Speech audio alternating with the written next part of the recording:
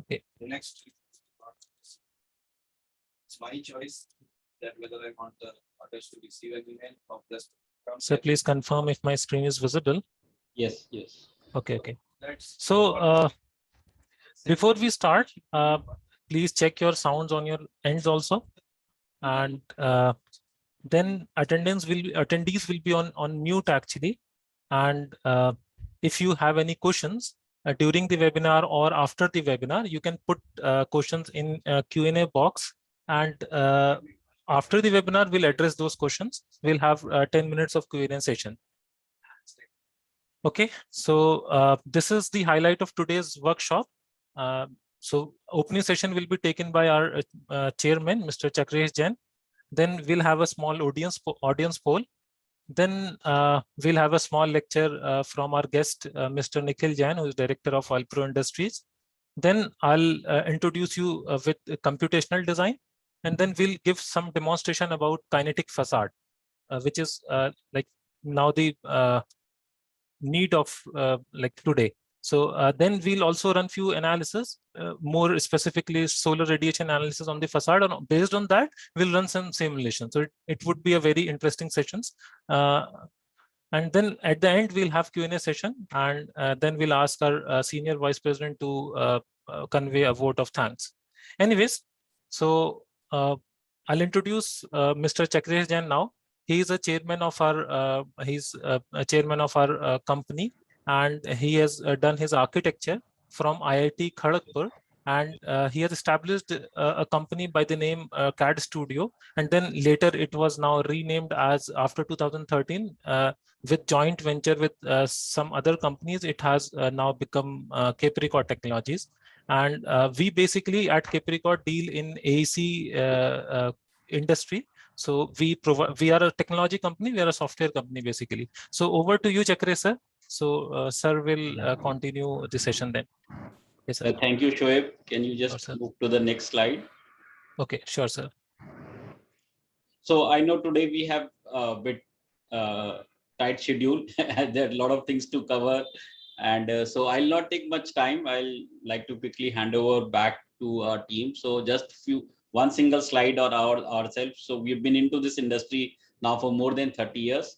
And with all the effort and the blessings of users like yourself, we are serving more than 20,000 customers across the country from 10 different locations. And we are about 250 team members serving the industry. We are, of course, Autodesk Platinum partner, and construction is our specialization.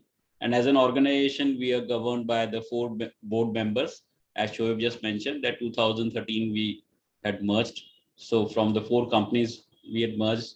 So Mr. Venkatesh is based out of Bangalore, Mr. Sharad based out of Mumbai, and Mr. Ramjesh based out of Hyderabad. So I'll not take much time. I'll like to spend more time with, as it's a workshop. So I'll hand over back to Shoaib to continue. Thank you. Okay, thank you, sir. Thank you so much. Okay, now on this note, I'll like to introduce Mr. Nikhil Jain. Okay. So I'd like to introduce Mr. Nikhil Jain, who is director of Allpro Industries, and by profession he is an electrical engineer, but he is now running his company Allpro Industries, which is one of the leading companies in facade works. He's basically his company is basically specialized in UPVC and aluminum facade. His head office is in Noida, and he has dealt with many high-level projects. And on this note, I'll ask Mr. Nikhil Jain to please take over the session. Yes, sir, over to you, sir. Thank you, Shoaib. I think in the agenda, I saw there was some audience poll that you wanted to do before the my presentation. So if you want to do that, or should I start? Okay, we'll run the audience poll. There was some technical glitch actually, so that is why I skipped for a while. Okay, I'll just run the audience poll. Just allow me a minute.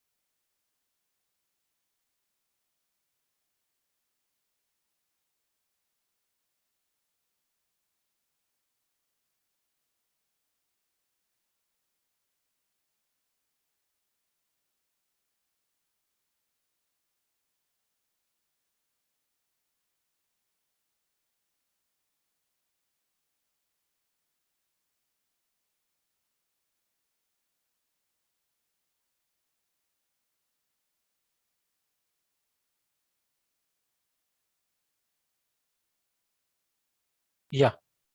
Okay, so yeah, we can now launch an audience poll first. So on your screen, you'll get few questions. So I think, please confirm if your screen is visible. Yeah, I'm getting the results. It means Yeah. it's visible. Okay. Okay, I'll hold the screen for a few minutes, like for 1 minute. Okay.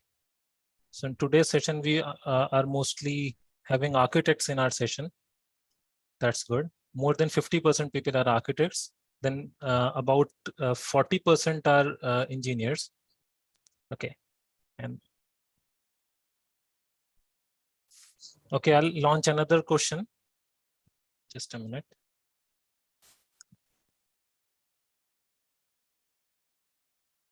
This is related to what software you use for facade design.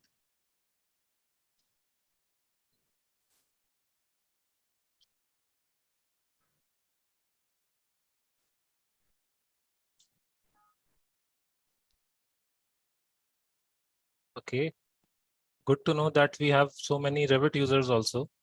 So more than 50% are using Revit actually. There are quite of SketchUp and AutoCAD users as well. There are few people, about 6 to 7%, who are also using Rhino. So those who are using Rhino might be also familiar with computational design, and Revit users also use computational design with Dynamo. So on this basis, I think I'll share another question. Okay, I'm ending this poll now.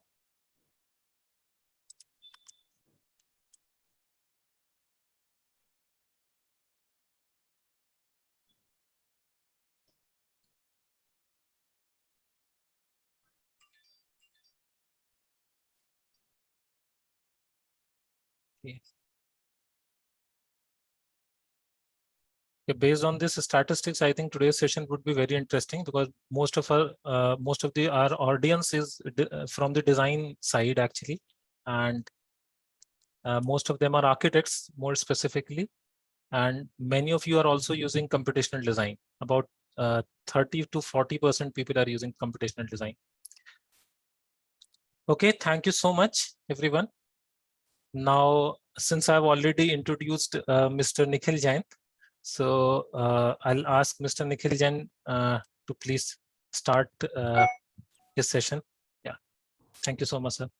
Over to you, sir. Thank you, Shoaib. Yes, sir. Just a small correction. Yes, sir. Hello to all the participants.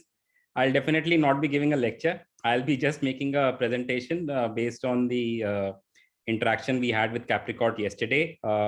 We wanted to give a perspective on from the industry side when we go about approaching a facade project, what all we do as part of the design philosophy, not just aesthetics, but the engineering part behind it, so that the performance of the facade is as per the technical requirements. So I think I'll start the presentation. Shoaib, you'll need to give me the sharing rights, please. Sure, sir.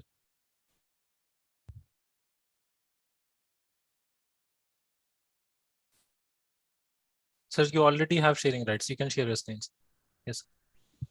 So you might have to stop sharing your screen. Yes, sir. Your screen is visible, sir.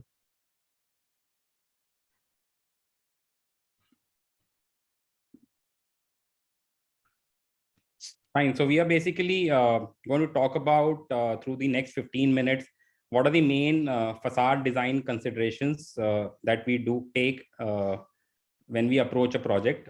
Before that, I would like to give a small overview about what we do.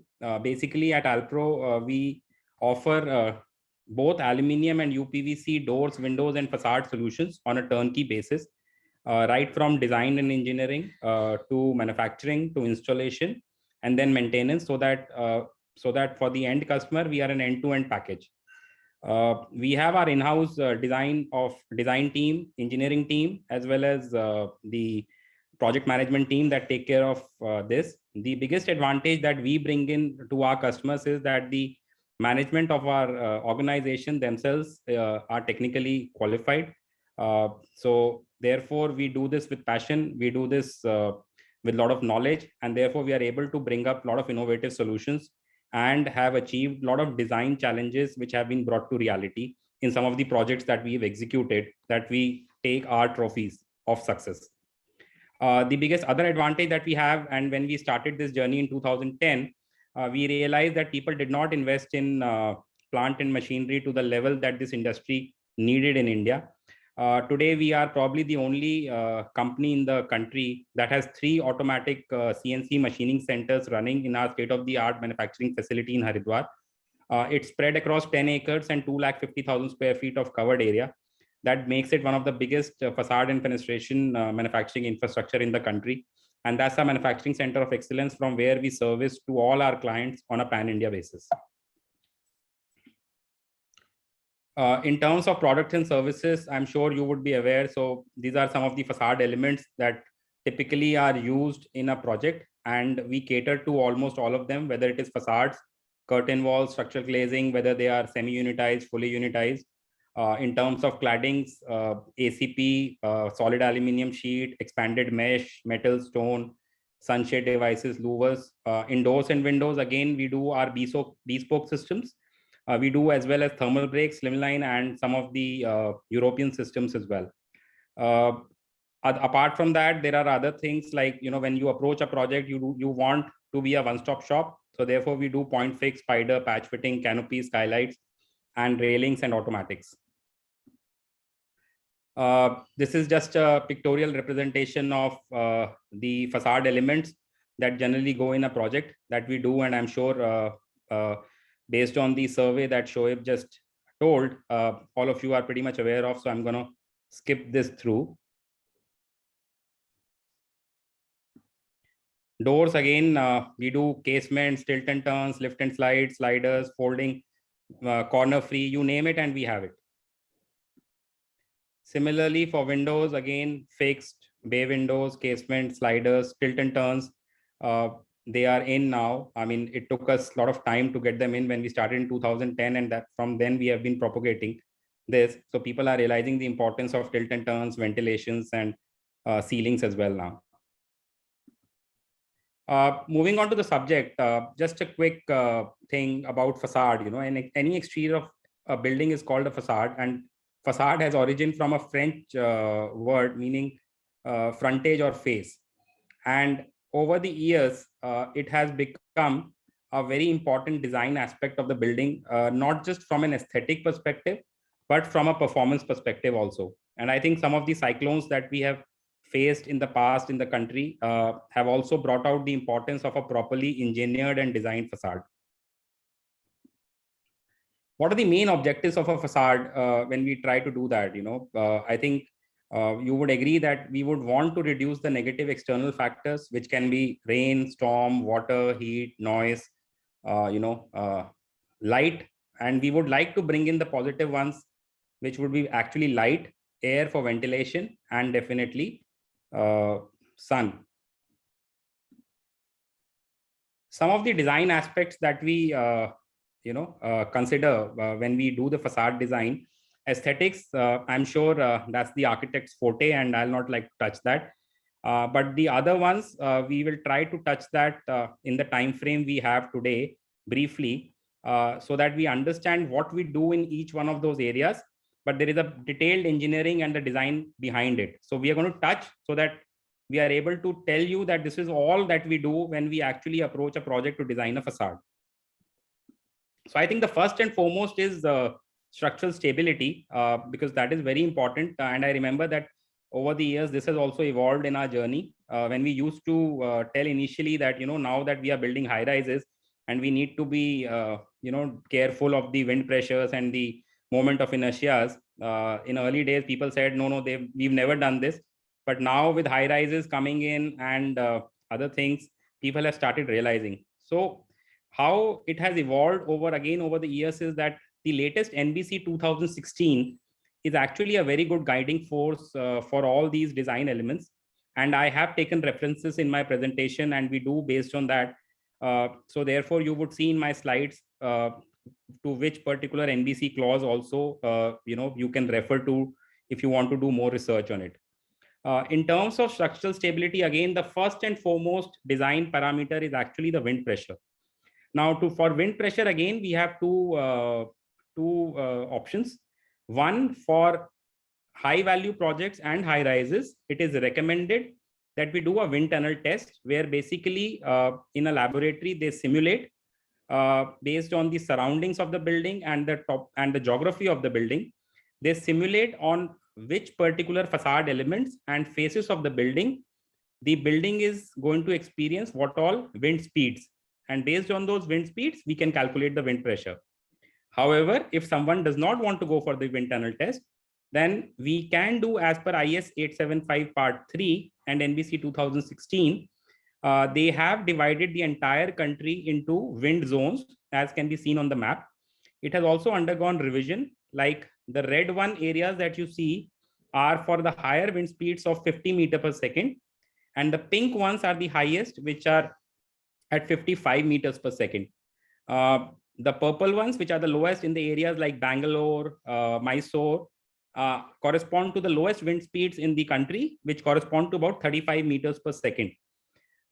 Recently, this has been revised, as I told you, because earlier when we were doing for North India, we were doing at 47 meters per second. But now they have brought it into a higher danger zone and classified it, moved it to 50 meters per second. When we, based on the wind speed, what we basically do is we design our members, which act as structural members on the unsupported span, to be able to take care of the wind load pressure, which would be exerted by this wind load based on the unsupported span and the width and the height of the individual opening, whether it is door, window, or a facade. The code also defines that actually the proof load has to be 1.5 times the design load. And this I'm going to explain probably towards the end, because we recommend doing a prototype testing of the facade element before installation as well, if the system has not been tested in the past. So the failure should actually happen at 1.5 times the design load. Also, what we follow in India currently is, as per IS 8147, which is for aluminium, it's for aluminium extrusions. And based on that, we check for deflection, stresses, buckling, bending, shear, which currently we use STAAD modeling for the entire facade element. And based on these, we calculate the forces and whether these elements are passing. However, this IS 8147 is also due for revision, because it does not particularly capture the facade elements. It only works on the extrusion properties. And overseas, as per European laws, there is a limit state method, which if facade consultants and the building owners agree, then there can be certain savings in material consumption, and that's the practical way of doing facade calculations. So that can be adopted. This is being taken up at an industry level, and it is also due for revision. But at the moment, we follow this stress method for checking on the design load and the proof load. The other important aspect on any facade design is air tightness, not just from a leakages perspective, which can be leakages in the form of temperature, which can be leakages in the form of acoustics, which can be whistling noises, but also can lead to continuous leakage and of the air conditioning load, which I think becomes an important factor of commercial facades. Again, in terms of water tightness, based on the rainfall topography, we need to design the system which can withstand the water tightness that we are expecting, for a simple reason that the system should be able to drain out effectively during a rain through proper drain channels which have been designed in the system. So if it's a door or a window, there are drainage chambers, there are drainage holes which need to do it. In case of facades, there are mullions and transoms in which the water should flow through proper channels rather than flowing on a periphery. Again, there are for different codes, there are different design philosophies for water tightness. As you can see on your screen, probably AMA recommends a particular thing, but as per NBC, we are doing from 300 Pascal till 600 Pascal for water tightness, and there is a defined test protocol for that as well.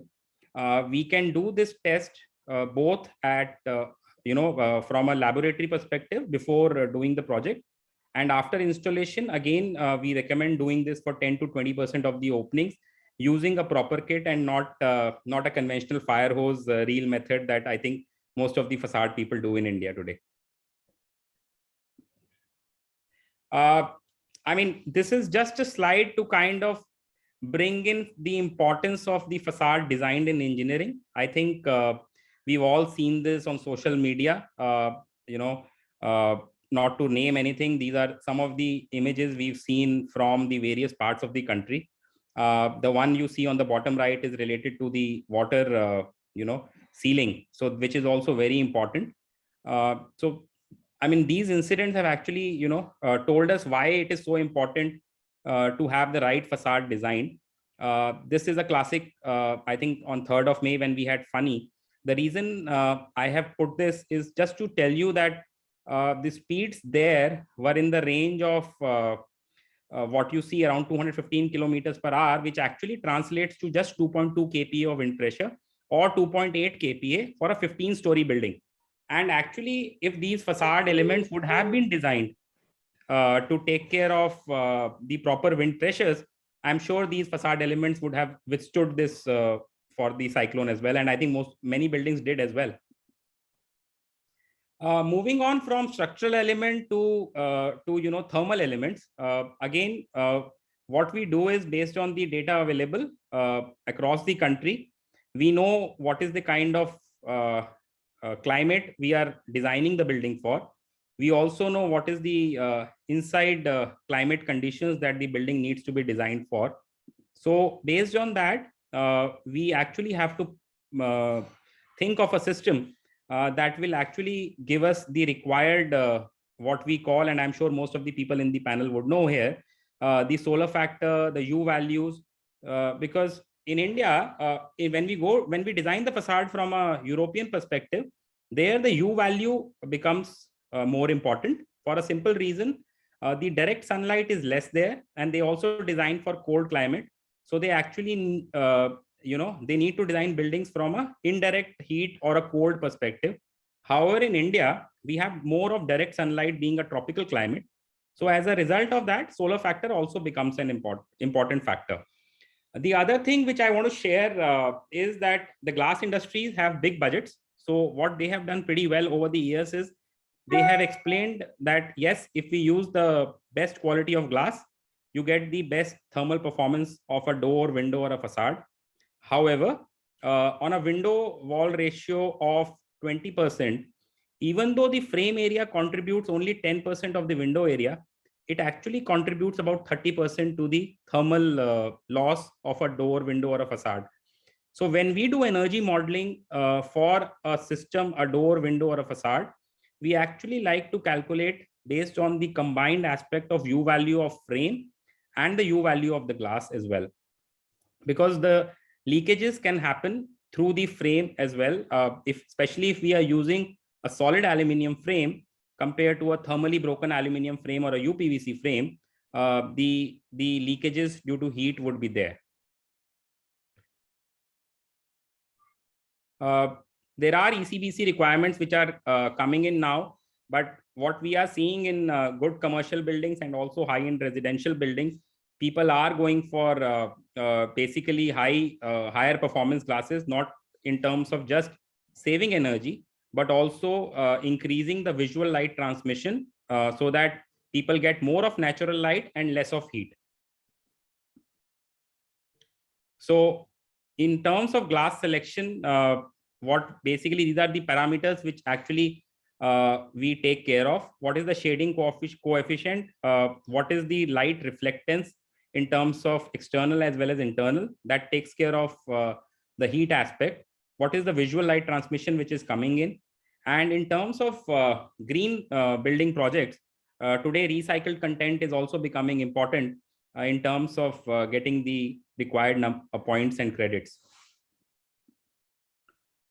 other important aspect which has now become very, very important, and especially we've seen this coming post-COVID, is actually the acoustic design.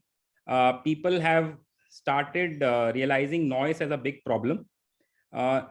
The noise design happens, the acoustic design for a window happens basically on two parameters.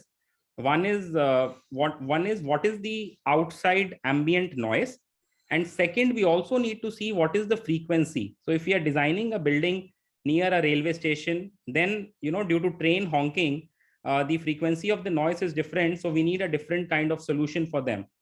I was in fact recently called for two projects in Delhi NCR, where the building was designed, executed, facade was executed, but acoustic was not kept in mind. And as a result of that, one of the buildings which was not leased out had problems in getting leased out. And whereas the other one, which was taken up by one of the biggest consultancies in the world, they had problem that they were on a highway, and on one side they had a 5-star hotel. So whenever they had parties and the DJ was there, so they could not have conference calls in their boardrooms or the conference rooms. So effectively, if these things are kept in mind initially at the design stage, it makes a lot of sense.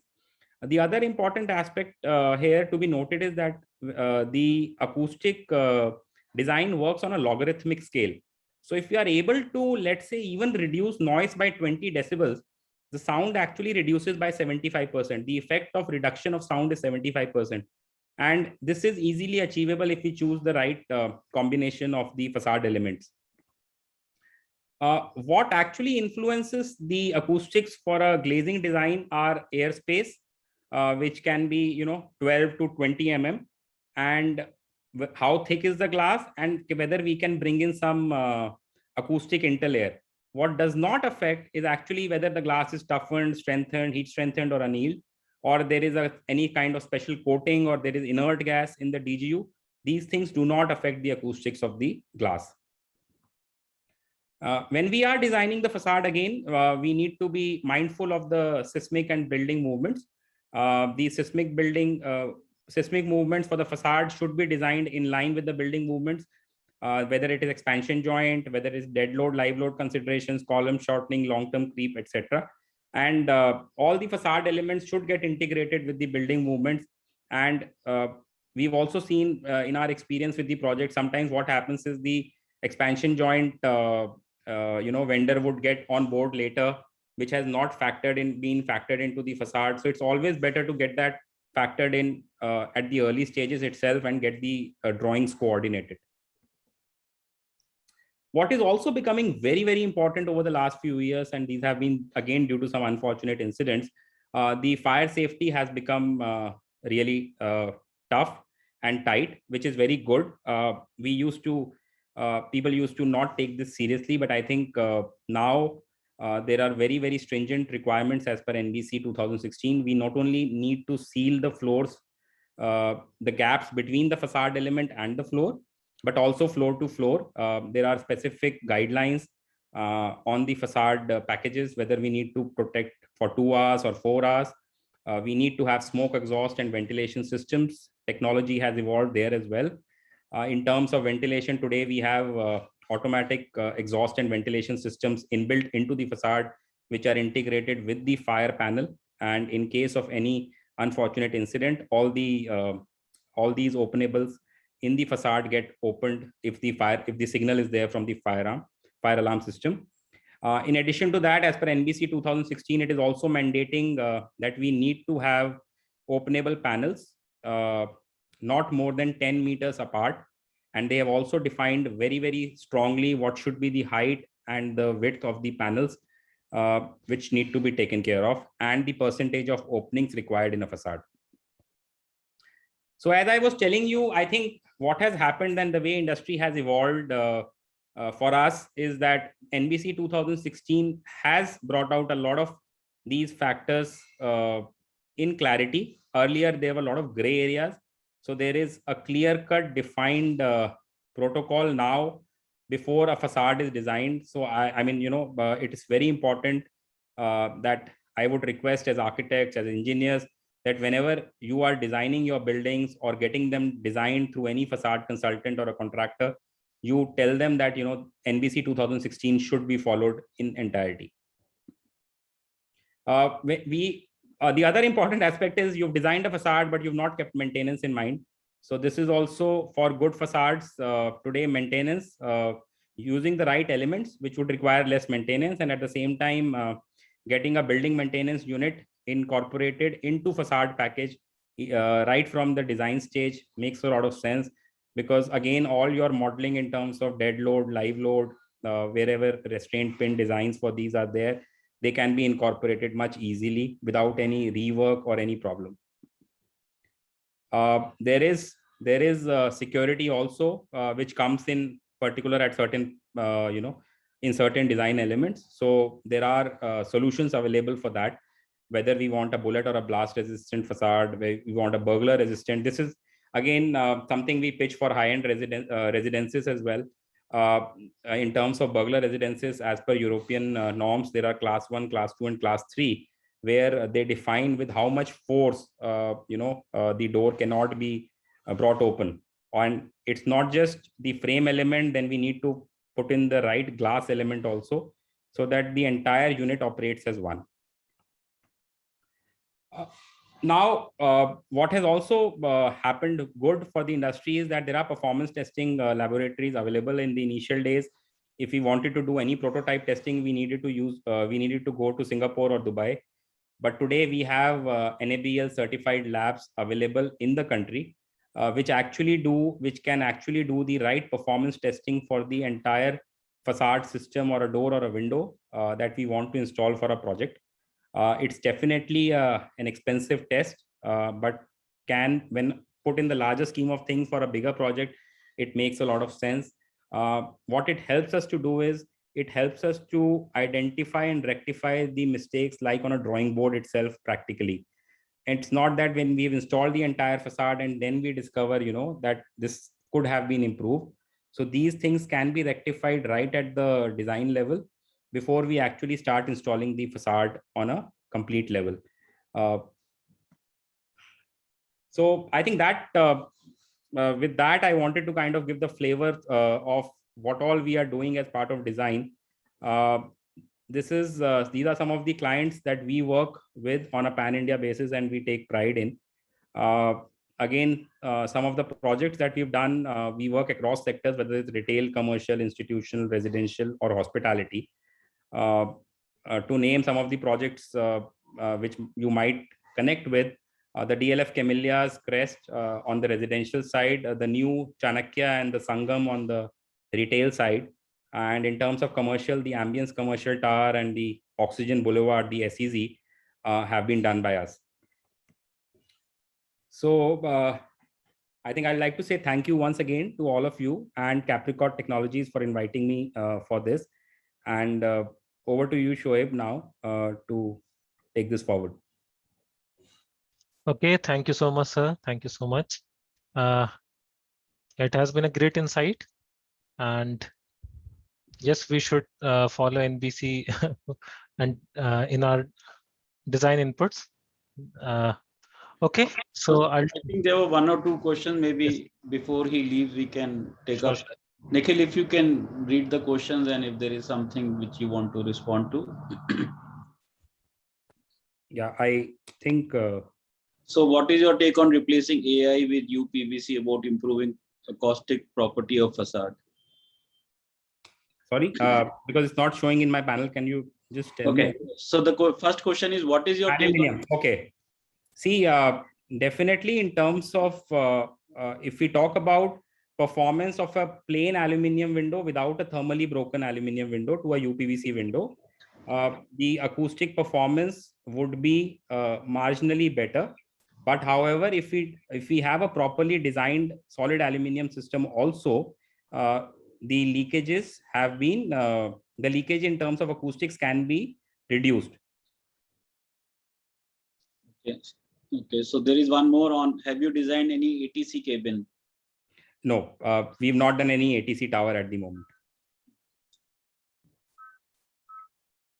But in terms of ATC, let me put it this way to you. From a design perspective, it is how we do a building only. It's just that the parameters I talked about, they have to be incorporated accordingly. So it would be obviously wind pressure, visibility, and the acoustics, which would play an important part of this. Thank you, Nikhil, for good insight and overview of to all of us that what all we should consider. So now Shoaib has to show how do we design all these Yes. things. Thank you. Thank you, Nikhil. Okay, so for designing a good facade, good I mean high performing and also good looking. Like for architects, it is our responsibility as an architect to deliver an aesthetically appealing design as well. So for a good looking high performing facade, we need to not only like in current technologies, we need to also take help from computational design as well. So I know some of you might be familiar with computational design, but this is one aspect of design which helps you deliver your designs more easily and can convey your idea more effectively. So I'll share my screen with the discussion of computational design itself first. So yeah. So I think my screen is already visible. So first of all, I'll discuss about computational design in brief. So basically, computational design, and those who attend our lectures regularly. So we conduct workshop regularly, and we have conducted workshop earlier also on computational design. So this is about that as well. So when human intelligence is clubbing with computer algorithm, it gives us computational design. So basically, computer is not taking any command here. The command is in the hands of designer itself. So as a designer, we need to think about a solution, and for the calculation part, for the tedious part, we give that work to computer algorithm, and we develop those algorithms, and then we get computation design. So basically, if I go for formal definition, the computational design is the application of computational strategies to the design process. And what are computational strategies? Computational strategies refers to the process of taking decisions using computer language, actually. Right. So when we use computer language instead of like regular softwares, although we use modeling softwares, we use drafting softwares, but when we use computer language also, then it becomes computational design. So design decisions are being taken on the basis of computer language in this case. And what does computer language do in this case? This actually helps us combining logic, geometry, and calculations to an information model, or to be specific, BIM model, for providing ability to generate complex forms or complex simulations. So if I talk about a little history here, so before we in 1970s, manual drafting was one of the major thing. Then CAD was introduced in around 1980s, and then 1990s 3D modeling was introduced. But none of these options were smart enough to incorporate parameters in it. Anything which you develop by your hand or on CAD software, or maybe a 3D model itself, you cannot co-link with real world parameters, because the components which you create either by using line tool or any other tool, or maybe extrusion or any other 3D tool as well, those will not incorporate real world information in it. So those will not have as we call it information in that, like product information, that like manufacturer information, cost information, and like sir mentioned about in his lecture, U values of facades, or V or maybe SHGC value of a glass. So these kind of things were not possible. Then comes the information modeling, which now we call as BIM. So information modeling, we actually take 3D approach, we create 3D model, and then we incorporate information in it in the form of parameters.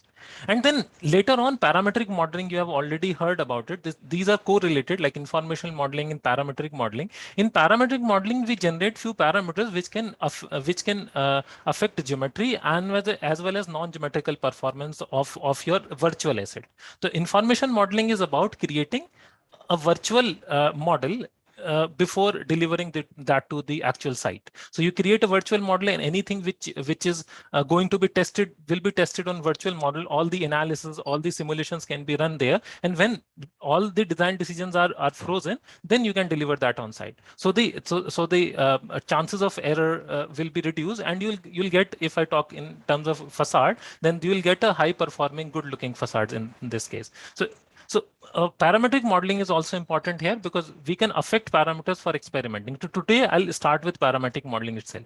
Right? So Revit is that software which allows us to create BIM models. And in BIM model, we actually put information, and some of those informations can be parametrically controlled. Unko hum change kar sakte hain. We can change them at any time. And when we change them, sometimes it affects the geometry, sometimes it also affects non-geometrical parameters. So we'll also look into that aspect. Then comes the computational design.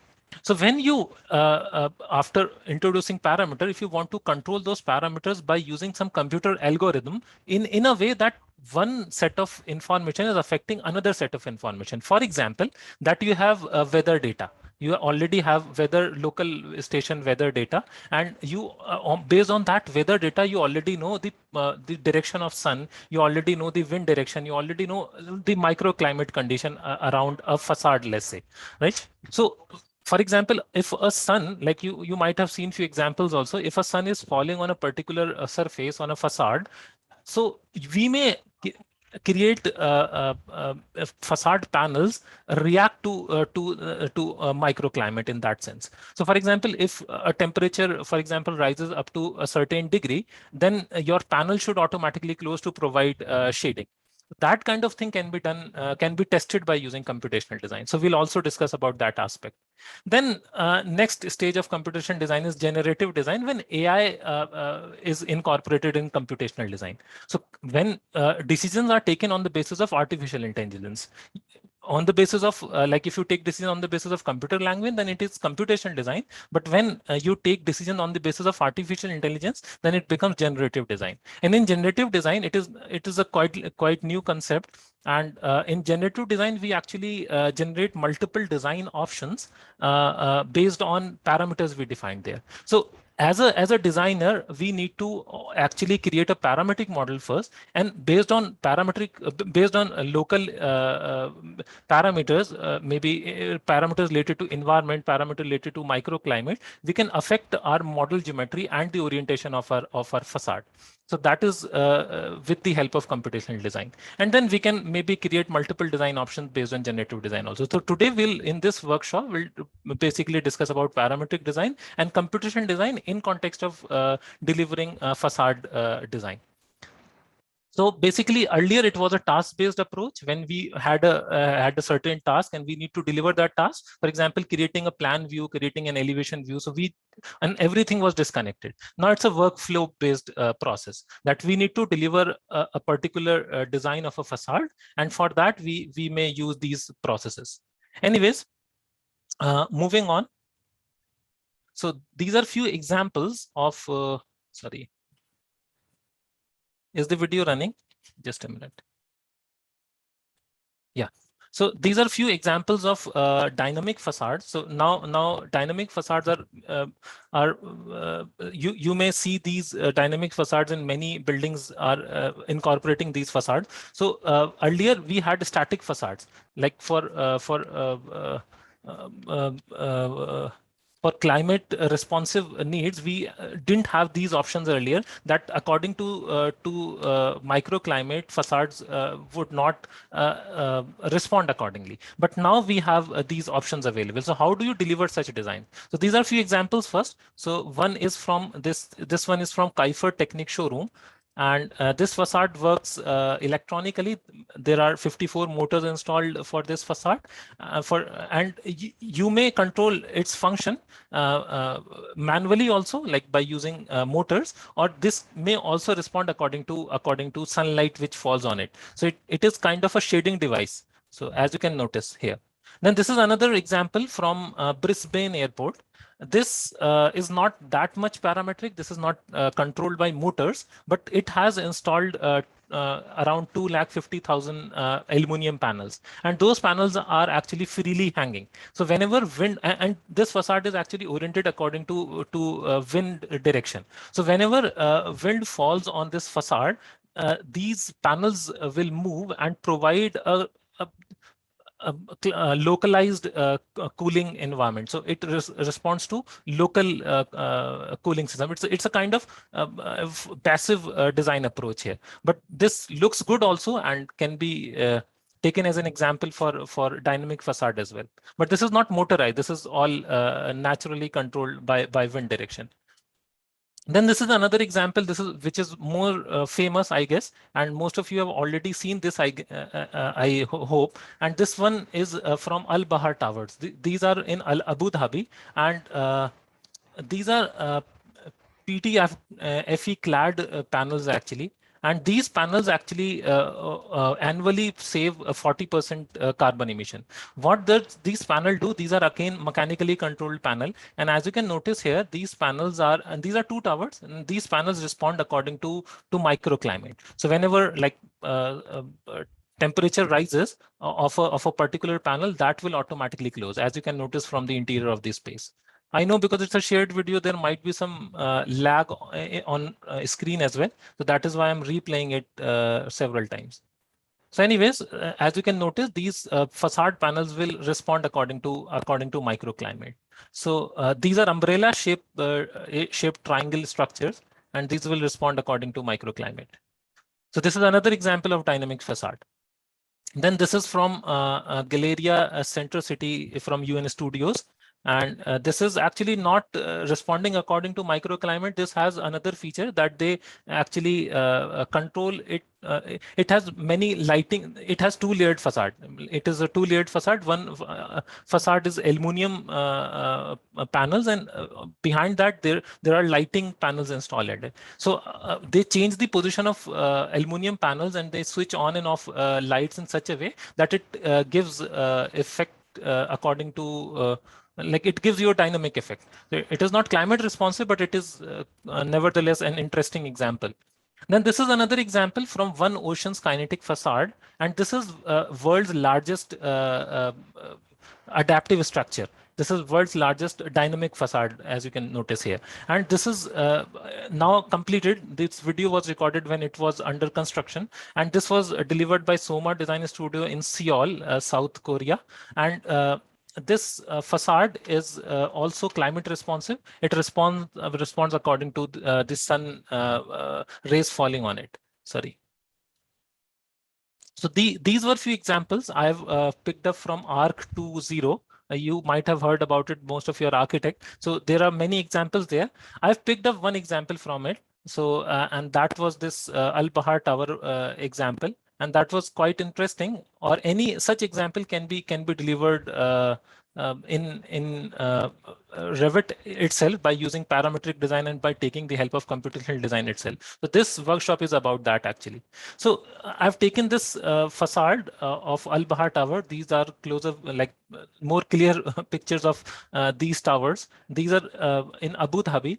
And as you can notice, these facade panels actually closes and opens according, like you can control it via motors as well, or otherwise these can be controlled by microclimate itself. These are climate responsive facades. If I try and replicate that parametrically inside Revit itself, for example, if I try and replicate this design, or any such design, if you want to deliver, you can take, I think, references from this exercise. So in this facade, every panel is actually a triangular panel, right? And these triangular panels are actually responding in such a way. For example, if I put a few dots here, just a minute, I'll just put up few annotations. Yeah. So these 3 pointers are actually fixed on the back panel of it. There are 3 layered panels. One is glazing layer, then another one is its exoskeleton, which is of this hexagonal shape, and then over that hexagonal pattern, these facades are installed. And these 3 pointers, which I marked by red color, are actually fixed pointers. So we'll take the same approach. while trying to recreate this in Revit. So and then this pointer, which I'm placing as a hollow circle, is a movable pointer. So if I run this video again, for example, so yeah. So as you can notice, this is an umbrella shape structure. So this central point actually comes out of the facade towards outside, and it pulls these points inwards. For example, I'll mark those points also. So for example, if I put up any other color, let's say green color circles here. So these pointers are actually going inwards. Right? So whenever this pointer comes outward, like the central point, centroid of this triangle comes out, so these points will get towards inside, right? That is the mechanism. This is the result which we get. So it's a simple umbrella shape structure. If we can replicate this single panel as a parametric panel, then we can replicate that. Like Revit has that feature that it can replicate that as a pattern over the entire surface. So for that, I'll just take you through the process as well. I'll share my Revit screen. Just allow me a minute. Okay.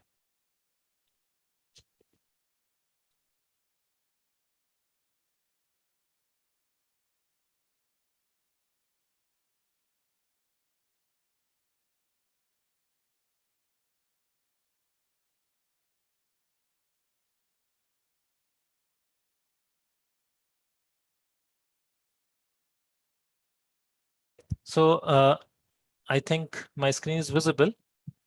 Okay.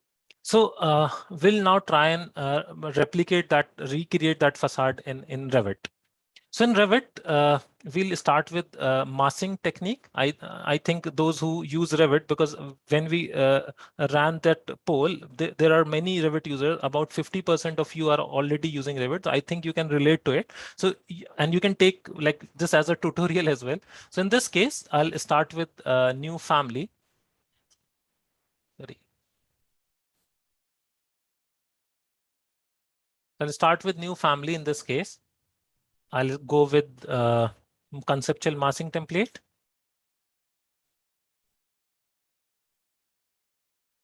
So this is how conceptual massing template looks.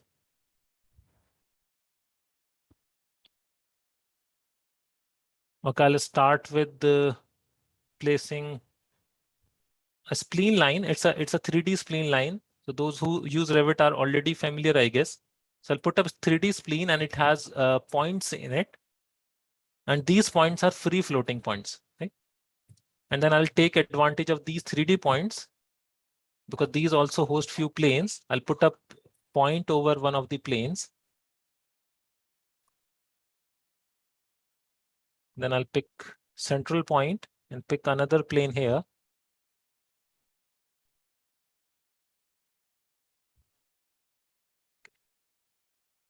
Why am I doing this? I'm doing this because I want to create a height parameter here. So that is how you control its height. Like I've written 25 meters here. These points are moving 25 meters away from its elevation. So I'll just call this parameter as height, for example. Okay, my caps lock is on. Okay. So this is how we create parameter in Revit. And then now we can try and control its height by parameter itself. So example, if I change it to 12 meter, let's say, so this is now responding to our numeric input. I'll go for 30 meter for this example, suppose. I'll connect these dots, these points by again spleen, and then I'll connect these spleens to convert that into a surface. So I've not created the entire cylinder. I've just created kind of semi-cylindrical surface in this case. I'll divide the surface now. This is divided into X and Y pattern. So I think those who use Revit are already familiar with this, and we have these triangular options available. As we have already discussed, that is a triangular facade, but it's an equilateral triangle, right? So we need to control distances of X and Y grid in such a way that it automatically gets a triangle. So this is a U, like U grid. Okay, I'll just call it altitude, the height of the triangle. So vertical distance is actually controlled by U grid, And on the left side, as you can notice, another is VGrid. And this is, I'll call it, let's say, base, or maybe half of the base. Yeah. We also run BIM for design codes in our office, in our studio. So we actually take this example in detail, but those who are not familiar with Revit might not get it completely, but they can, I think, follow the process itself. But those who use Revit can take references from here as well. So I'm just putting twice of base. So now I can control, I have the altitude of the triangle in this case, and I'll put up square root 3/2. And this is formula I've extracted from Google actually. So this is formula for controlling equilateral triangle, right? So into base. So this is that expression which gives you equilateral triangle, right? So if I now change base, for example, 1500, 1.5 meters. Now, as you can notice, whatever value of base of triangle I'll put here, because it's an equilateral triangle, now my facade will not like switch to any other, like triangles are not distorting anymore. It's an equilateral triangle approach. That is controlled by formula. So it's basically creating parameters and formula. So this is how parametric modeling is done. So we have created parameters basically.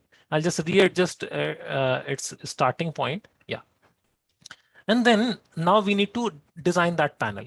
So like I was talking about that we can create a single panel, and that single panel can be replicated to the entire facade, like arrayed to the entire facade. So I'll just save it by the name facade, for example, for now.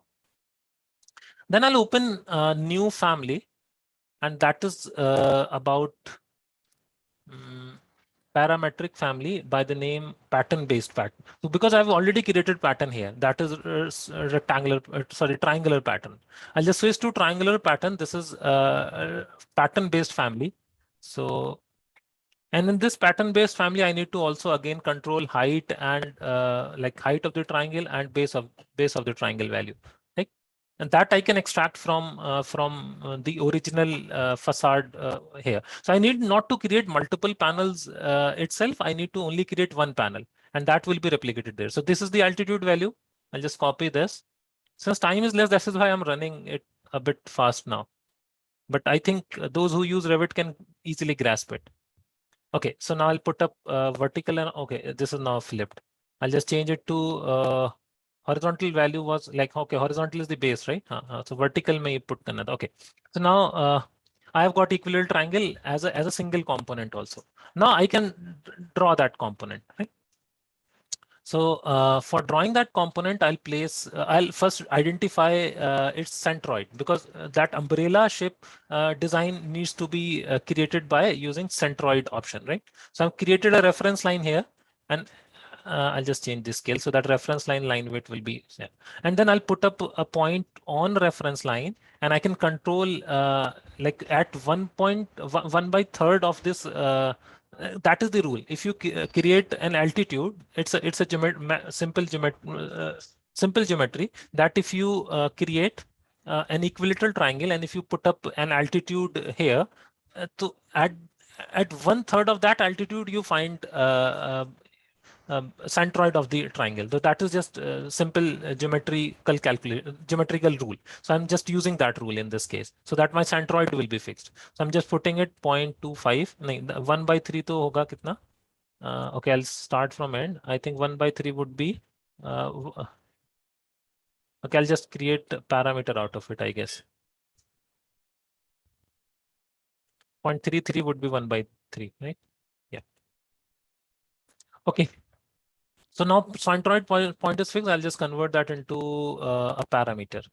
I'll just call this as centroid itself. I think centroid would be the good name. Otherwise, you can just call it maybe umbrella peak, or maybe you can give it its name according to facade terminology as well. I'm just putting name as centroid for now. So that is now fixed. So nobody can change this formula. That is why I'm fixing this formula. This is how we log formula, right? So I will just log this parameter.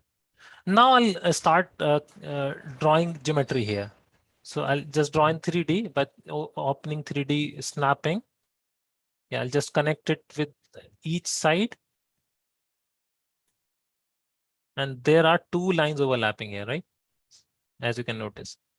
So I'll just color code them so that we can easily identify.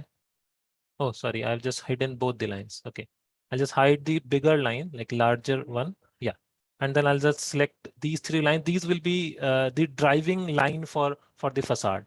I'll just call them path line, maybe. Yeah. So because these will provide driving path for our facade panels, right? You'll see the geometry. So I'll just mark them by yellow color. I'll change the scale. Yes.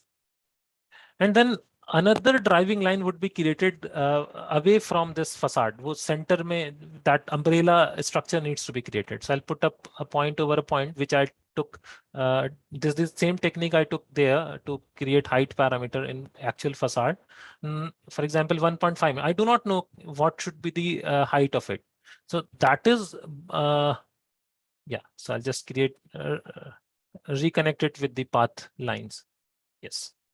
So as you can notice, these are 4 path lines which will move our facades. Right? These are actually path drawing lines, but the length of all these lines should be same, ideally, right? So what I'll do, I'll put up. Sorry, not in this view. I think I need to go to orthogonal view. That was 3D view. So I'll put up dimension here. And I do not know what would be the dimension in actual facade, because this is just a reference panel. This is going to be replicated over multiple times on the actual facade, on the actual facade surface.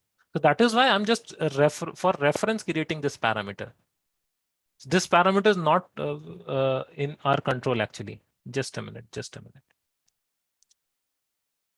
Okay, actually I pre-recorded this video to save our time. So that is why in this case, actually I skipped few of the part. Sorry.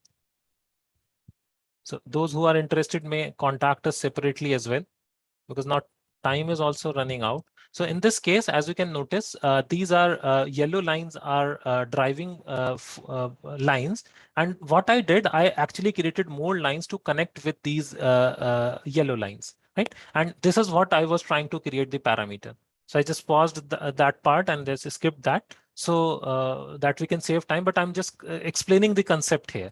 That what conceptually I need to do is to make sure that all these yellow lines should be equal, so that our facade will not distort, because that is going to be a geometry, like that geometry should not be distorting. So that is why what I did, I actually equated with the same parameter that is by the name W for now, right? Just as a reference. And then what I did, I actually connected this with them with another reference line, and that is created by red color. I've just highlighted them with red color. So this is the mesh geometry I've got here, right? Okay. And then when we now I'll change them into solid panels. I'll just select them and convert them into solid panels, right? This is one of the easiest workflow actually. If you check it online, you'll find that there are many formulas they use. I myself is not very comfortable in using so many mathematical expression. So that is why I actually end up using this method. In this method, I have not used any formula other than making that triangle facade equilateral triangle. And in this particular panel design, I have not used any formula yet. This is all geometrically created. And I just highlighted those geometries by using red color. So anyone who wants to, for their future reference, wants to take screenshot at any point, they can take a screenshot as well. So at this point, I think you may take screenshot if anybody wants to try that by your own. Because in chat box, I'm seeing that many of you are already having knowledge of Revit, and you are also suggesting me other ways to create it, other ways to control its dimension. So anyways, so I'm just running it through. Okay, so this is how it looks. And now I've created a parameter called opening here to control its opening. So if I go for, let's say 0.3, suppose this panel will open up. And if I go for 0.15, this panel will further open, and if I go for 0.9, it will close, right? We can reciprocate this as well, like, okay. And then I'll load it into the project, the actual facade which I was created, and I'll just ask Revit to replicate that, right? And then it is now replicated multiple times.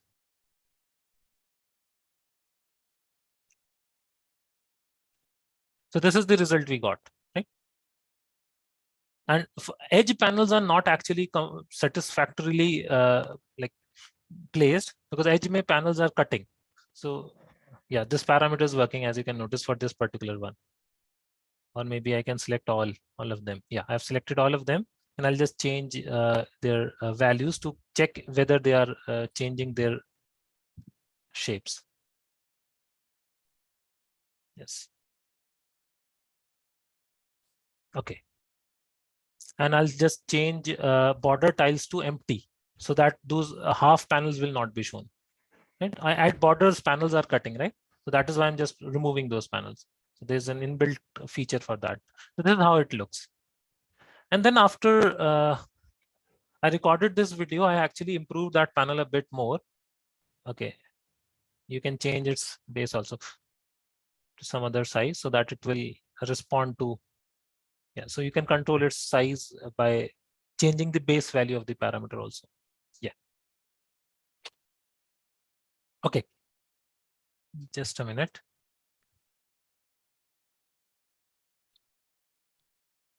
So this is that facade actually. I think my Revit screen is visible now. Right.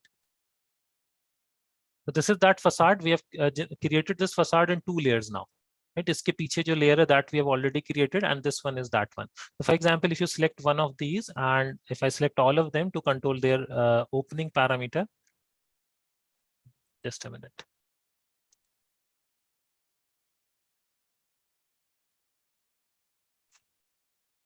Okay, not this one, sorry. This one. Yes. Okay, yeah. This was the final version. So actually we took a lot of time to do it, but in order to save time, I actually pre-recorded that video. So I'm selecting these panels, and as you can notice, I can change their opening here. For example, 0.9 will open up all the panels. Okay. So this is live actually, but it takes time to regenerate. That is why I've pre-recorded that.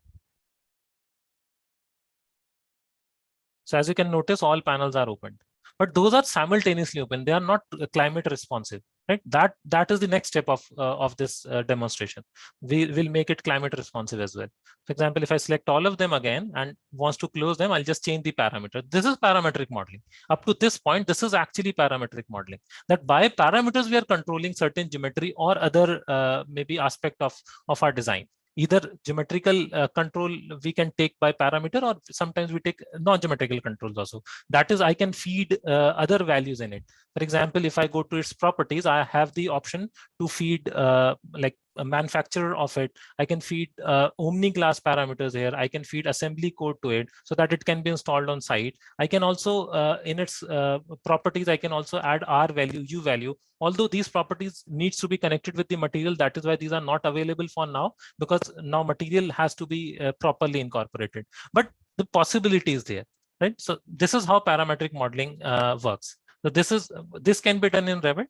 And you, like many of your Revit user, but you might not be aware about using like you are already creating parameters in your families. Maybe if you're creating maybe some if you're level to level, if you're changing values for your floor to floor height, that is also parametric control. So this is what parametric modeling is. Now we'll move to computational design. But before that, I have another panelist with me, Mr. Munit Sharma. He will take you through the solar analysis part of it. So obviously this facade is solar responsive. So we need to like conceptually, we at least need to know what part of the facades are getting how much solar radiation. And according to that solar radiation, we can simulate this facade to according to sun rays on falling on it. Anyways, Mr. Munisa, yeah, I think Munish sir has already shared his screen. Yes, sir, your screen is visible. I'm glad. Thank you so much for the very brief introduction. Okay, sir. So let's begin with the Revit. So entire energy analysis can be done in Revit actually. So Munit will take you through that first, and then he'll run solar analysis on this facade. Okay, it's Munit sir, over to you. Okay, thank you. So we are going to start with the Revit for energy analysis. So as you have seen that Shoaib sir have made the one parametric panel, in that we are going to move on into energy analysis. When we talk about energy analysis, the three things comes into our mind: how green is your building life cycle cost, and how impact on your environment. So energy analysis having a two terms, which will have analysis and optimizations, are interchangeable words. Basic comparison of a model scenario, comparing things like building orientation, building envelope, construction, glazing, material, and the basic systems. So these are the things plays a vital role while we are considering as a facade designing, right? As our webinar is totally based upon a facade engineering based solutions, so we are moving into energy analysis for the facade structures. So there's a one popular tool which we known as an Insight. So Autodesk Insight is a powerful guide to better building energy and environment performances. This is an online tool from Autodesk that calculates the building model energy use and performances. Use cloud-based software to run simulation based on their design. Provides a visualization of a key performances metrics. Whatever the metrics you were using for the better performances of your building, it's going to be calculated on that perspective. Provides a range of outcomes like dynamic analysis that can be changed to see how they would impact performances and energy use. Lot of times we are seeing that energy utilization buildings are a vital place powerful tool, right? So different from a most energy modeling as it works with your Revit model at any phase of your design. So it is not been mandated that you are running your energy analysis at your conceptual stage, or maybe in a pre-designing stage, or maybe into your detailed design process, right? It can be run at any of your stage. In the further slides, we can see that. So Insight can be used for a generate report for architecture 2030 goals, right? And it has also been recommended for the ASHRAE documentaries as well. So Autodesk Insight, right? So I'm just giving you an overview of Autodesk Insight, what it can do. So just allow me to do that. Yeah. So this is Autodesk Insight. You can see that maximize your BIM workflows with Autodesk Insight, a powerful cloud-based analysis tool to AEC collection. Autodesk Insight helps to improve energy environment performances throughout the building lifecycle by leading you to integrate energy analysis. You can have lighting analysis, you can have solar analysis for your holistical approach. You can see over there, there's a long diagram over here, which is depicting as a different zones to our building performances design. Make a smarter design decision inside cloud-based analysis tool to innovate, optimize, and a project parameter. As in the previous slides, I have told you that optimization are the interchangeable words. So during the design phase, you have seen that automatically create energy analysis inside your model from concept to your detailed design. It quantify your different aspects. It perform the sun and shadow studies and visualize and interact with the key performance indicator factors, right? You can stimulate the daylight factors. You can access the solar PV analysis as well.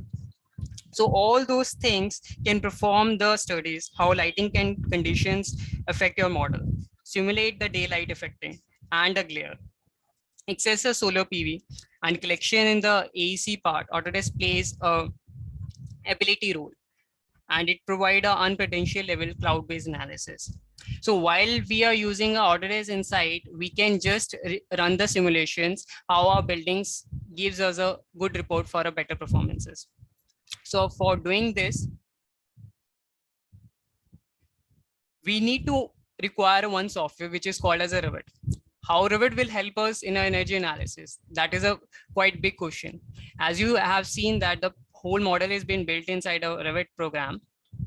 So they are the two things when the energy is going to be conceptualized at the conceptual design level, or it can be a detailed design, right? Whenever you are just designing your building, right, you are just running your energy analysis so that you can take a better decisions for making your buildings go green, right? And if you have done your design with the detailing part, right, at that time you can also run your simulations part for the energy analysis. So energy analysis at any stage, it is not a mandate that it can be done in a particular stage.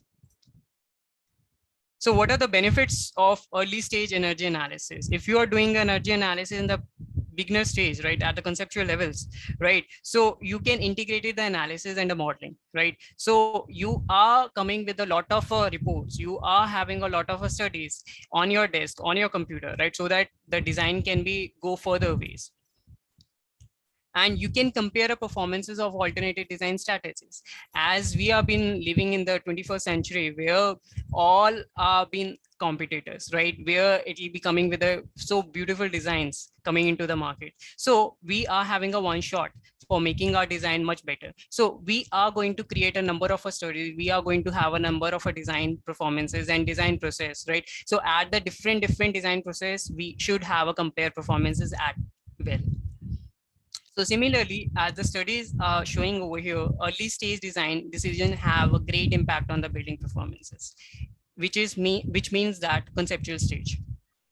And the decision on the building orientation, window area, perk orientation, building form, lighting power, density, etc. So these things and these areas plays a very important role while performing your design buildings elements specifically.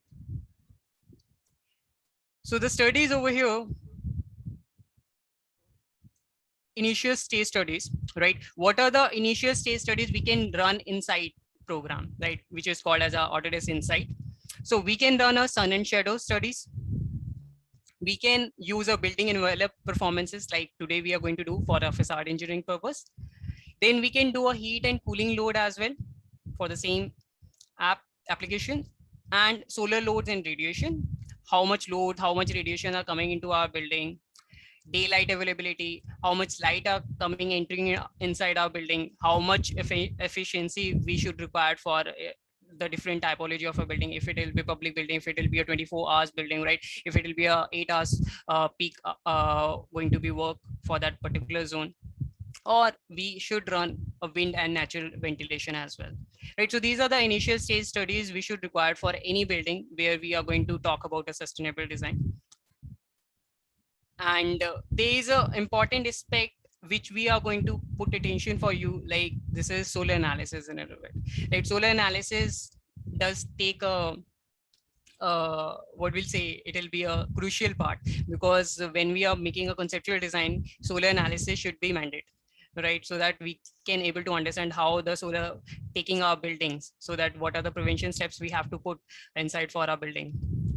So helps in tracking a solar radiation potential results of a model throughout a design process, so that we can change our orientation of a building, we can change the facade of a material, we can change the track of our building, right? How it is going to be provided on what track, what kind of feasibility we are going to provide it for our building components. Uses the surface on the model, which can be created for a standard architecture elements, like we can visualize or we can analyze a simulation on the basis of walls, roof, floor, ceilings, or a conceptual masses, right? So these things can be done very quickly. And you can see over there's a diagram written seeing on the screen, that is schema. So it will going to be provide you as a sun illumination factor. So right now we are having here a portion where we are going to talk about how the solar analysis can be done inside a building, which we have done on a Revit program, right? Just allow me for a second so that I share the screen for the Revit.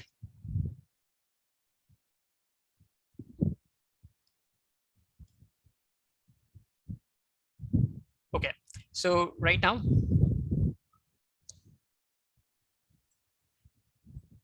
so here we are having the same facade, which is Al Baha facade, and I'm just opening this one. And you can see over here, there's a very interesting facade has been looking on my screen, and it will having a 3 facade as it will be explained in the previous session. And you can see that there's a glaze panel over here. And on this panel, we are going to do some of the things very perfectly. Facade has been placed on that panel or a surface, right? Now, the first thing we are going to provide here is a location. So for that, we should come on the manage tab, and we are just providing here a location that where it should be the buildings located. What is the site area of our, specifically talking about a location. So let me write here, it will be Al Bahar, so it will be in Abu Dhabi.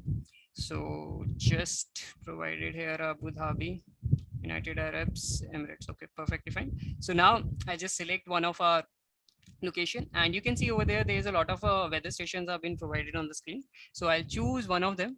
And after doing this, all the weather station data directly came into my screen. And even the weather, specifically temperature, dry, wet, bulb, and mean average temperature is coming throughout the year. It'll coming with that weather station. And the same weather station I have selected over here.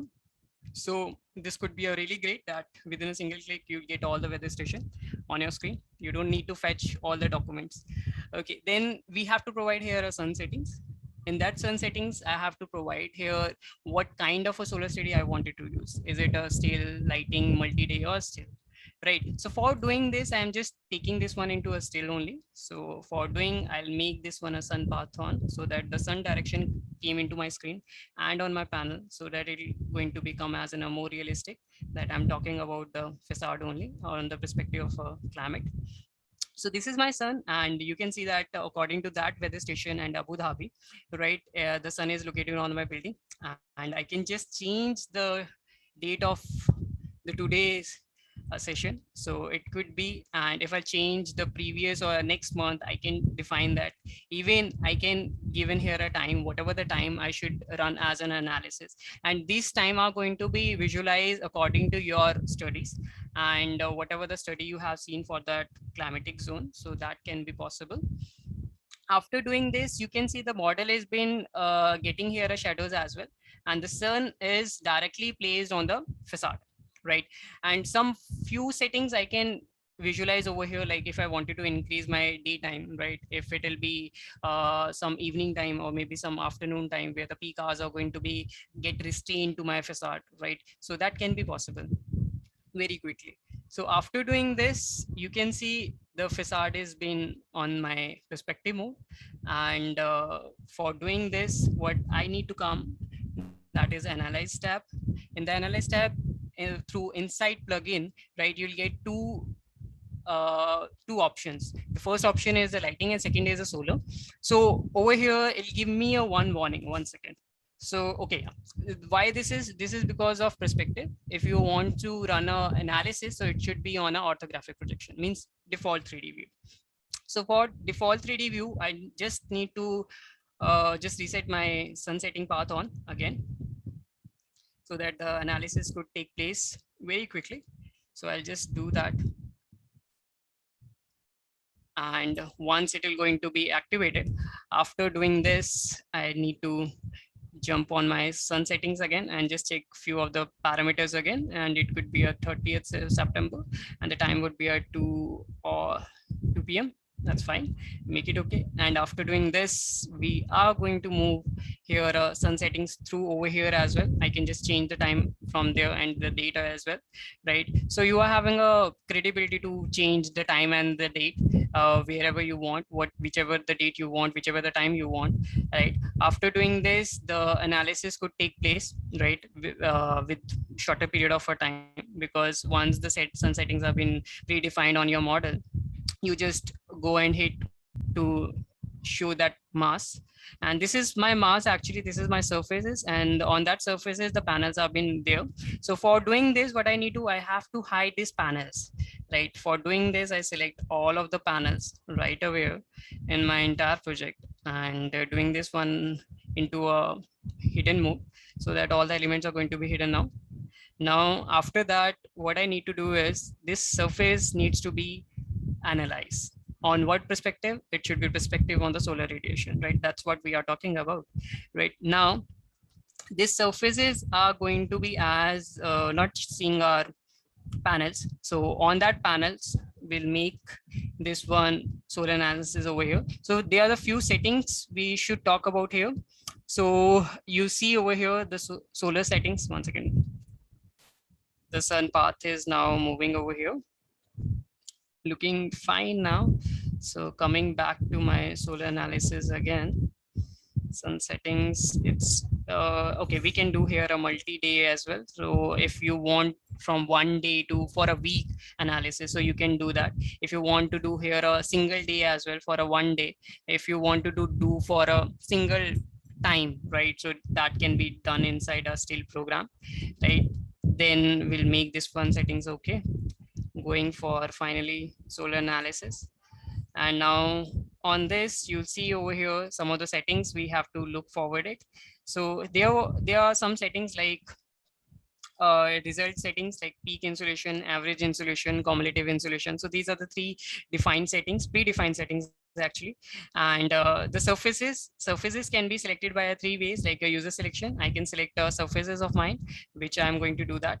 And it will going to be select that, click the select surfaces. So I should select the surface which you are seeing on my screen. Just select this one. And after doing this, once you select on the option bar, you'll get finish. And you see that study settings is 6,887 square meters selected, right? So it's giving you a data as well. And what kind of a style you should use, right? So you can go over here with the one dialog box and showing you the color, different color.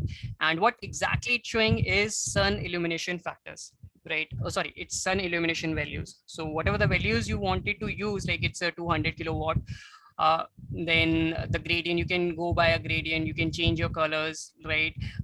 You can use here a solar analysis default as well if you want to change the maximum values, right? So you can change according to it. So it depends upon your depiction, right? How you are going to represent your data on the screens, right? So right now I'm just making few of the changes. Like if I wanted to change the display styles, probably if I wanted to select this one 500 kilowatt. So when I say here update, when I hit over here update, so it will take little time, right? So we have to wait for it. It just take around very few of seconds. So you can see that the cumulative insolations are coming with the study. And right now I have figured it out that how much energy, how much sun is reflecting that particular area, right? Which I wanted to be design according to my facade, right? So you can see over here, a lot of energy, lot of heat is coming on my panel, right? So I have to design according to it, right? So this could be very interesting while you are getting an energy analysis and you getting a fetching that all the data, right? And those data are being quickly enough to just make you understand that what kind of a next steps you should make it for your better performance of a building. So that could be a really interesting part, right? So I have a very interesting part, like so for doing this, I think is this I think this is could be better if the parametric panel behaves like a facade responsive architecture, so that wherever the sun moves throughout the building, our panel behaves accordingly. Is it possible, sir? Yeah, actually it is possible. Wow, sir. Yes, sir. I'm just eagerly waiting for this, like the moment you are going to show that and representing in such a way so that the sun is moving in around and a panel is going to be behaving in that way. So in this exercise, like Sir has showed, we have seen that 1045, I guess, that is the figure, kilowatt hour of energy our facade was getting from sun, and that needs to be reflected back either or has to be like cut for coming inside, right? So solar radiation is too much. That is the whole point of this discussion. So for reducing that, so and that is not going to, like Sir has run analysis on peak hours, that is around 1 p.m. to 2 p.m. So if okay, I'll share my screen also so that we can discuss together. So Sir has run this analysis on peak hours actually, And in this peak hour, solar radiation is very high. And in order to cater that solar radiation, we have created this facade. But this facade should not be closed at every time.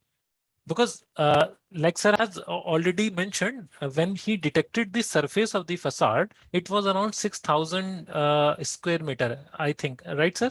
It was around 6,000 square meter. But this is just a sample Yes, sir. facade, but Yes, sir. for an actual building, it would be much higher, right? So for 6,000 square meter, sun is not going to shine on entire facade simultaneously. Right, so sun, there might be some instances during the day when sun might not be getting inside the facade at all.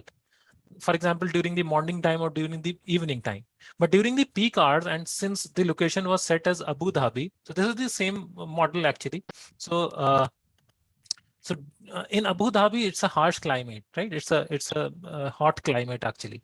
So to cater that, like sir has asked me to simulate this according to sun direction. So what we can do, we can take help of computational design here. Either we can detect, for example, sun is here. So any facade which is any facade panel which is in front of sun should be closed, and any facade panel which is away from sun can be opened. Right? I'll select it and I'll open it. Like 1 being the highest opening value and 0 being the closest closing value. And by manual selecting all the panels, manually selecting them and changing their manually, like as you can notice, selecting manually would be a difficult task. And as a human being, I cannot manually change all these panels by selecting one by one. For example, itna hi select kar lete hain. For example, if I open them, so all these panels are open. But like I should have I already, like sir has already shown that we can get weather data by setting up the location. And since I already have fed weather data in this model, I want to respond it according to sun automatically. So to make that automation process, now we create an algorithm which automatically responds according to our requirement. And that algorithmic approach can be taken by using computational design. And how do we incorporate computational design in Revit? By using Dynamo. Dynamo is that programming tool actually. But like most of your architects who have joined today and some of your engineers also, some of you might be familiar about programming tools, but most of you might not be, right? I myself am not very well versed with programming tools.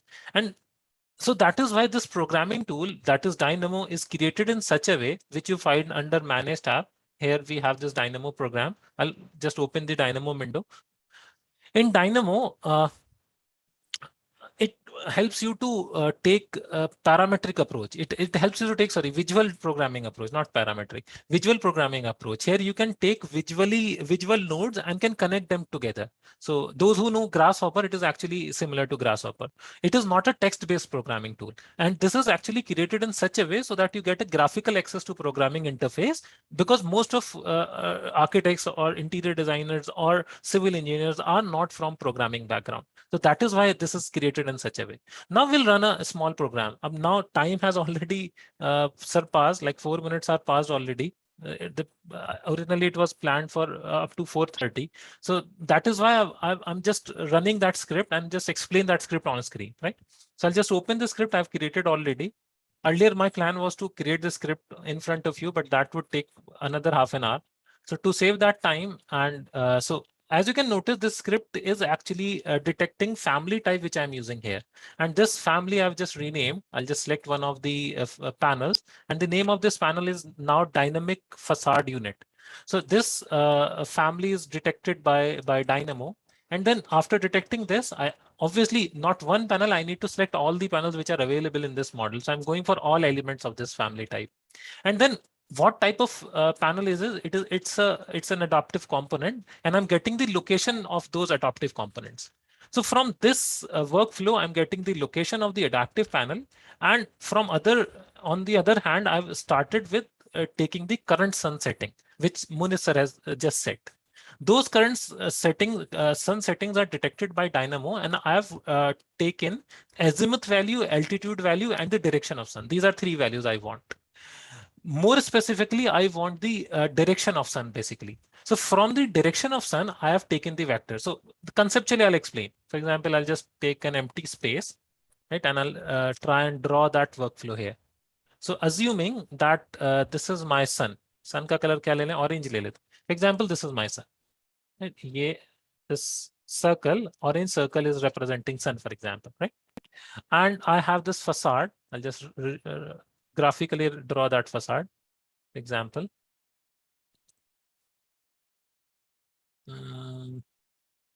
Just a minute.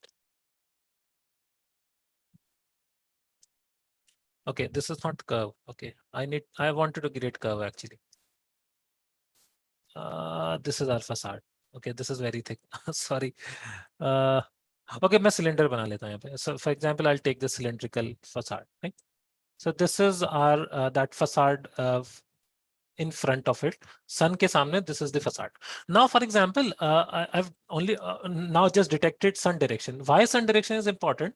Because the logic behind this script is that when sun direction directly falls on this facade, like it is directly falling on this facade, that panel which is directly in front of the sun will have the opening value 1. Because as you have already noticed, that parametric approach to that panel is in such a way that when you place 0, the facade will be in an open state. It will completely cover the facade, right? As you can notice, sorry. But when we, for example, take one value as 1, then facade will totally open, like I've just shown, right? So what I'm trying to program here, so whenever sun rays are directly falling to the facade, that particular part of the facade should automatically automatically opens to show to control that sunlight coming inside. So for that, I need to create a vector here. So one vector is getting, I'm getting from sun direction. Sun is providing me one vector. Another vector I'm trying to create from panel itself. So every panel will have their perpendicular vectors, right? That is what I'm trying to do here. And whenever these two vectors, like this magenta one and this yellow one, whenever these two vectors are going to collide, whenever these two vectors are parallel to each other, then panel should automatically open at that case. That is the basic workflow I've tried to create. So I'll just simply quickly go through this. So I'm getting the sun direction here, and from the sun direction, I'm getting X, Y vector of sun direction. And what I've programmed it in such a way that these adaptive components are giving back the values of their coordinates. I'll just run this script, and as you can notice, coordinates will be given back to me. So that is running in background. Just allow me a minute. Sometimes it takes a while. Yes. So as you can notice, panels are open. Whichever panel is away from sun is already opened because their sunlight is not coming, and whatever part of panel is facade is getting sunlight is closed, right? So that is actually possible because of that vector approach. And graphically, you can see in background that I've created two vectors, right? And whenever vectors are overlapping with each other, as you can notice, one is the sun direction vector, and another one is facade vector. So facade perpendicular vectors are this one, and another vector which is coming from sun direction is now overlapping with the facade pattern. So in this case, on the right side, vectors are just a minute. On the right side, vectors are at obtuse angle, and on the left hand side, vectors are mostly on acute angle, and some of are overlapping as well. As you can notice this one, right? These two vectors are overlapping. I guess you can make this out on my screen. So this is a vector based approach. So that is why panels which are in this region are completely closed, and panels on the far end of this, like far from the sun, are automatically open. So this is that program which I created.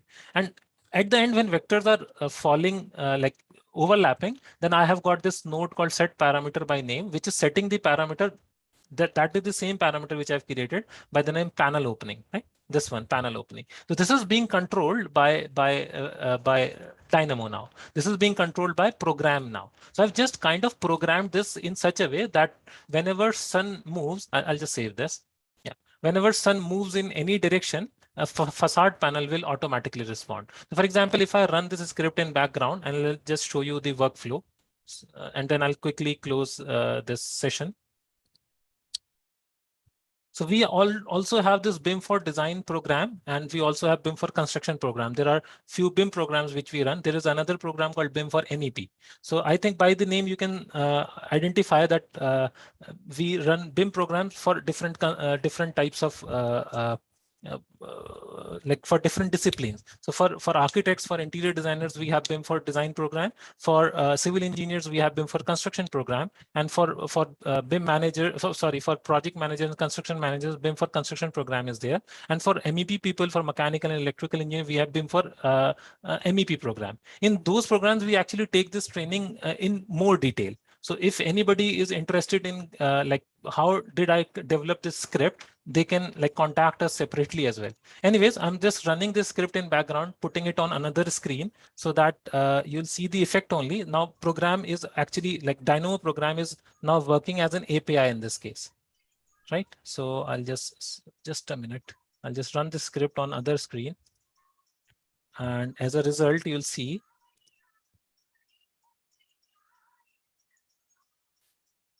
just a minute. Okay.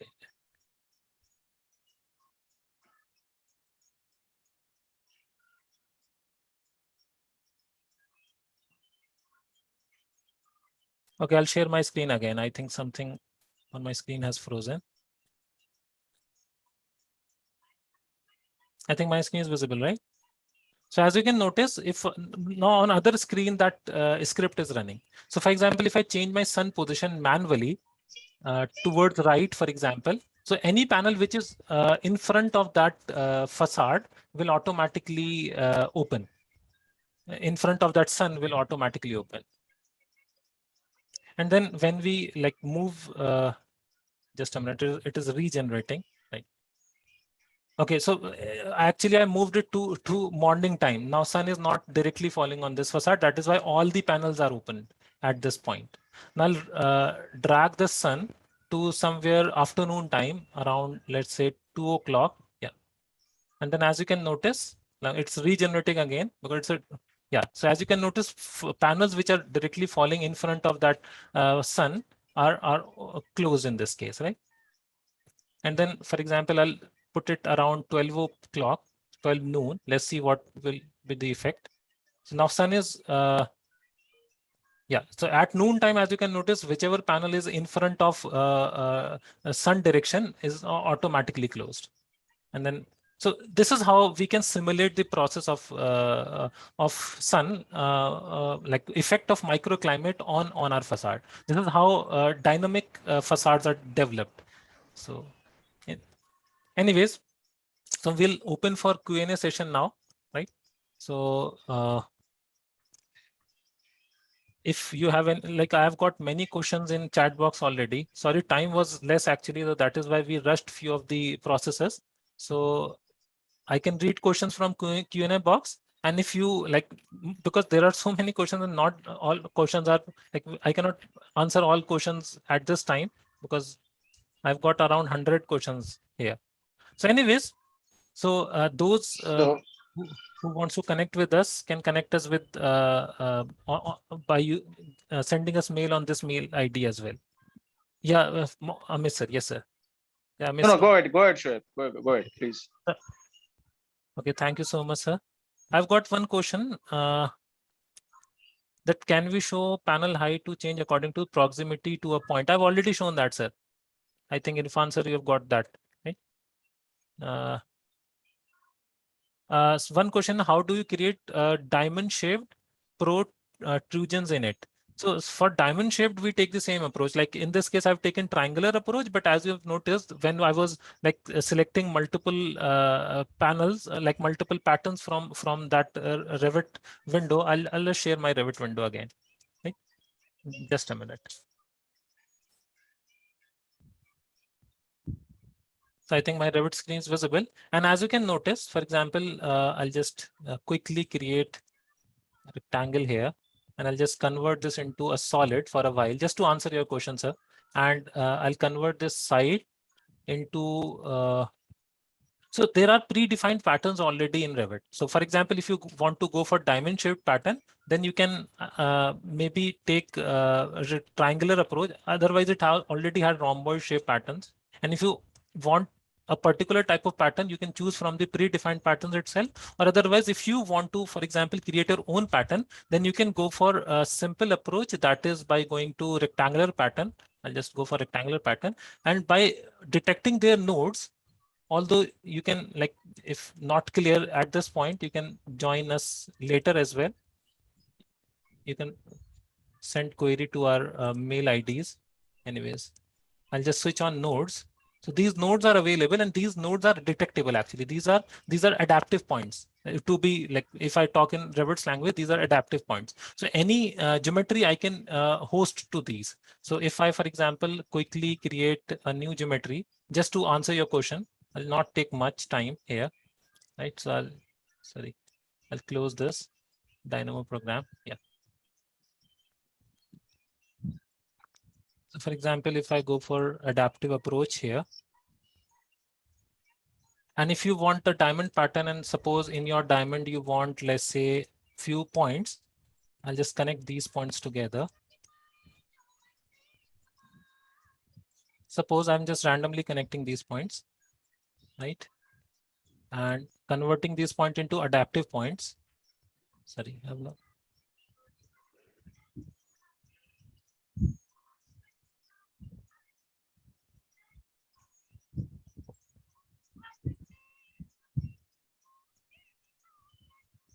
I'll put up a frame here. Any type of frame can be put. Just to save time, I'm just going with the circular one. And I'll just convert this into a solid form.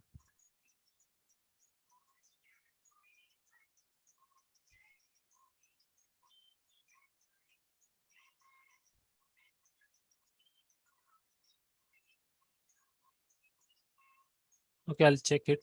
There is some issue, I guess.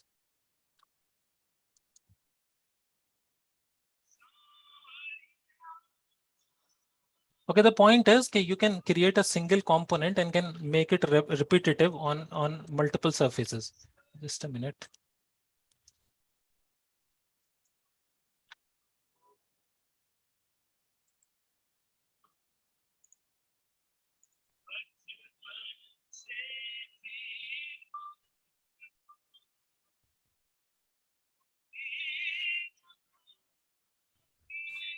Sorry, there is some issue, I think, on my end. इतना ही बना लेते हैं. Yeah. And this side I'll create separately.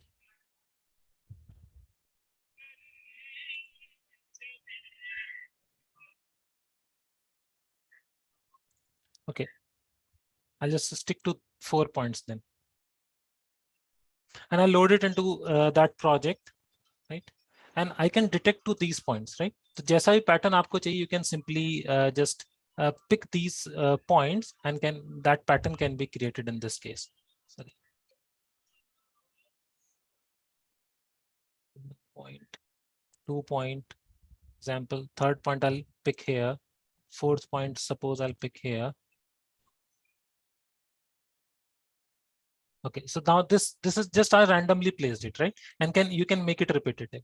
So this is that process which I used. And if, like, I've created an arc in this case, but you can create a diamond shaped or any type of shape in this case, right? So this is the workflow which Revit follows, that you take a single component approach, you run all the analysis on that panel. If you are satisfied with that panel design, then you can make, like, that prototype panel can be replicated to the entire surface. Anyway, due to short of time, I'm not getting into detail, but this is, I think, will satisfy question, right, Harish sir? Then we have got few more questions. I think I'll answer some of the questions via mail as well, right? Okay, rhomboid pattern can be used. Yes, one of you suggested that rhomboid pattern can be used. Anyways, now I'll introduce Mr. Amit Jain. He's Senior Vice President of our company, and I'll ask sir to close this session Sir, over to you, sir. Thanks, Shoaib. I'll stop sharing my screen. Yes. Hello, friends. Thanks very much. Thank you very much to spare your time and then attend this, I'm sure, session. I'm sure you might be gaining something, spending almost close to 2 hours. So, and as Shoaib said, like, you might be having many questions, queries. So you may send those one-on-one to Shoaib. You can share those with us. Even for that matter, if you need any assistance, any technical support around anything, whatever you're doing around BIM, you can always contact us. Then, as Shoaib said, we are running very specialized BIM plans, programs for designers, for those who are into construction, those who are into MEP. So those also you may contact. Another, so anything you think around BIM, you may contact us. So thank you very much once again for joining this session, this workshop. We would be having similar kind of workshops on different topics which may be of interest to you. So we'll keep on inviting you. You may check your convenience to attend that. So incidentally, today morning I received, Shoaib, can you share that news article? Yes, sure, sir. Sure, sir. So, can you just enlarge this? Okay, sir. So, so this is, as recent as today morning, I received this news article. This is the tallest building tower coming up in Switzerland, and this is apparently, the headquarter building of the pharmaceutical giant Roche. So one tower is already being constructed, I think, couple of years earlier, and the new tower is already in the construction phase, which I think will be opened sometime next year. So this article was all about using the latest technologies, whether it is BIM, whether it is cloud, or maybe construction related technologies, and I think the benefits are really visible. Projects are being completed before time or on time. The cost, the wastage. So this is quite relevant. This is a quite connected article which I just saw in the morning. I just thought of sharing with you. Maybe Shoaib, what you can do, you can share. You can ask Shweta to share with all the participants just Sure, for their reading. Sure, sir. So, and I think it is quite relevant. The facade, it shows all these facades, facade design, and on whatever Shoaib has just mentioned, all those technologies are being used in this project and are being used currently in this project. So, so that's all. I think again, it was a wonderful session, Shoaib, Thank you, sir. and I hope all our participants, all our friends must have gained something. And let's be connected, friends. And anything again related to BIM, you may contact us. Thank you very much. Okay. Bye, everyone. Thank you. Okay. Thank you, everyone. Thank you. Thanks for joining.